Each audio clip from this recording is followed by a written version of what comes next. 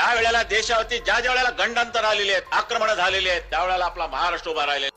ज्या देशाला फादर नाही आणि मदर नाही त्याला स्पेन वरनं फादर आणावा लागतो. शिवसेना के संस्थापक बाल केशव ठाकरे उर्फ बाला साहेब ठाकरे राजनीतिक जगत की उन शख्सियतों में शामिल थे जिन्हें किंग मेकर कहा गया है। उन्होंने कभी भी चुनाव नहीं लड़ा, लेकिन हमेशा किंग मेकर की भूमिका निभाई। हर बात को बेबाकी से रखने वाले बाला साहेब का जन्म 23 जनवरी 1926 को महाराष्ट्र के पुणे में हुआ था।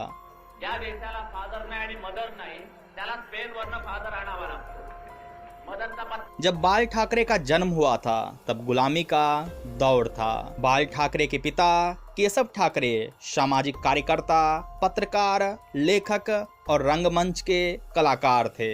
कहा जाता है बाल ठाकरे के पिता उन्हें संगीतकार बनाना चाहते थे, लेकिन बाल ठाकरे ने पिता के रास्ते पर चलते हुए पेंटिंग करने का इरादा बना लिया। सफर चलता रहा और बाल ठाकरे कार्टूनिस्ट बन गए। 22 साल की उम्र में बाल ठाकरे की शादी मीना ठाकरे से हो गई। सही मायने में बाल ठाकरे की कार्टूनिस्ट से नेता बनने का सफर शादी के बाद शुरू हुई। ज्या वेळेला देशावरती ज्या वेळेला गंडांतर आलेली आहेत, आक्रमण झालेली आहेत, त्यावेळेला आपला महाराष्ट्र उभा राहिलेला आहे। शिवराय नसते तर सगळ्यांची सुमता झाली। यह 1950 का दौर था जब बाल ठाकरे ने बतौर कार्टूनिस्ट की प्रेस में नौकरी की। 26 साल की उम्र में बाल ठाकरे मराठी और गैर मराठी के फर्क को समझने लगे। मुंबई मराठी लोगों की है और इस पर मराठियों का ही राज होना चाहिए। इस विचारधारा के साथ बाल ठाकरे ने कार्टून बनाने शुरू कर दिए। अब तक उन्हें व्यंग्य चित्र की ताकत का एहसास हो चुका था। 50 के इस दशक में महाराष्ट्र नाम का कोई राज्य नहीं था।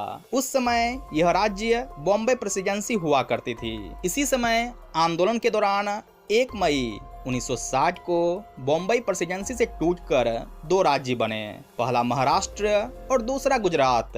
और इसी दौरान बाल ठाकरे ने अखबार की नौकरी छोड़ कार्टून की एक पत्रिका शुरू कर दी जिसका नाम मार्मिक था। उस वक्त महाराष्ट्र में गैर मराठियों का वर्चस्व था। अधिकांश सरकारी नौकरियों में ऊंचे ओहदे दक्षिण भारतीयों के पास थे। उनके इस वर्चस्व को तोड़ने के लिए बाल ठाकरे ने नारा दिया, लुंगी हटाओ पुंगी बजाओ। फिर इसके बाद सरकारी दफ्तरों गैर मराठी लोगों पर हमले शुरू हो गए। बाल ठाकरे ने 19 जून 1966 को अपनी पार्टी बना ली जिसका नाम रखा शिवसेना। पार्टी की पहली रैली के लिए दादर के शिवाजी पार्क में दशहरे का दिन चुना गया। इसी रैली से बाल ठाकरे ने किंग मेकर की भूमिका शुरू कर दी। शिवसेना का पहला सियासी इम्तिहान थाने म्युनिसिपल चुनाव में हुआ। शिवसेना ने 40 में से 15 सीटों पर कब्जा कर लिया।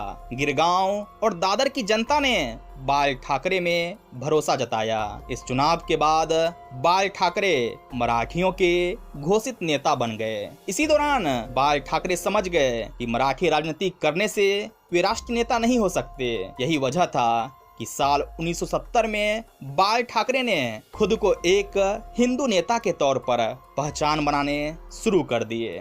जब न होत शिवाजी तब सुन्नत होत सबकी। यह साल था 1975 जब देश में इंदिरा गांधी सरकार ने इमरजेंसी लगा दी। विपक्षी नेताओं को जेल भेज दिया गया। महाराष्ट्र के तत्कालीन मुख्यमंत्री शंकरराव चौहान ने बाल ठाकरे के सामने 2 विकल्प रखे, या तो दूसरे विपक्षी नेताओं की तरह गिरफ्तार हो जाएं या फिर मुंबई स्टूडियो में जाकर इमरजेंसी के समर्थन का ऐलान कर दे। भाइयों और बहनों, राष्ट्रपति जी ने आपातकाल की घोषणा की है। इससे आतंकित होने का कोई कारण नहीं है।